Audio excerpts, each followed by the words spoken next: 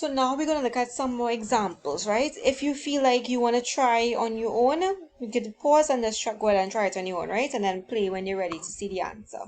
All right, so we're looking at the number 0.015. So as per the rules for this one, the next one we wouldn't have any rules to try and test ourselves. First rule, place the decimal point after the first non-zero number. So 0 is my first number, obviously that's not a non-zero number.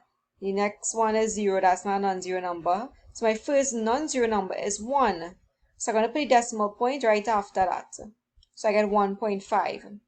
Now, if the decimal point is here, how many times I'll have to move back the point to reach here?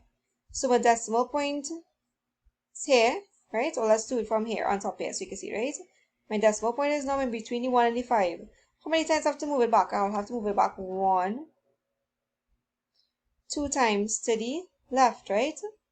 So 2 times to the left, remember it's times, always times 10. It's 2 times to the left. Remember, since we're moving to the left, it'll be negative. So I'm going to go it over again. I placed the decimal point after the first non-zero number there, right? How many times I'll have to move back the point to get the original number? I'll have to move it 1 time, 2 times for it to come here to get that original number. 2 times to the left. 2 times to the left.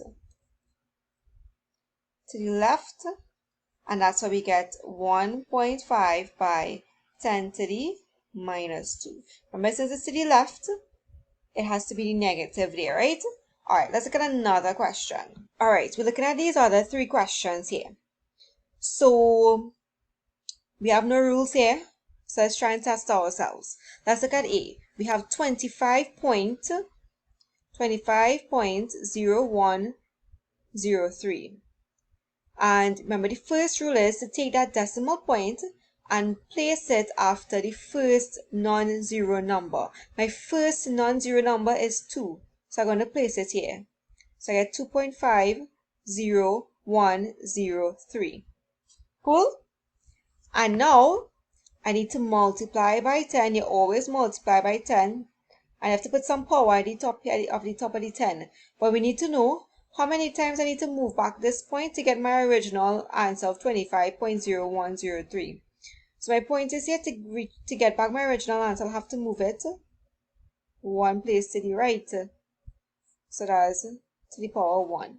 You can put positive 1, but 1 by itself means positive 1, right? Alright, let's get in part B. So 0.000351. So again, place my decimal point after the first non-zero number. You should know by now your first non-zero number is 3. So you get 3.51. So now my decimal point is in between the 3 and the 5. How many times I have to move it back to get the original answer? I have to move it back 1 time, 2 times, 3 times, 4 times. So that's times 10. 4 times to the left, because the movement to the left is negative 4. See any pattern now? And let's look at the last one here. 3,840. We don't have a decimal point. You're not seeing any, so my decimal point is where? Understood to be here, right, at the end. So I'm going to get 3.840. In this case, you can just write it as, I'll show you at the end. And times 10, how many times do you move it back to get the original answer? So the point is here, so 1, 2, 3 times to the right. You could also write this as just 3.84 by 10 to the power 3. So you see, very easy. Play over the video if you feel it's still unsure, because you have some questions to practice on it afterwards, right? Any questions, feel free to ask.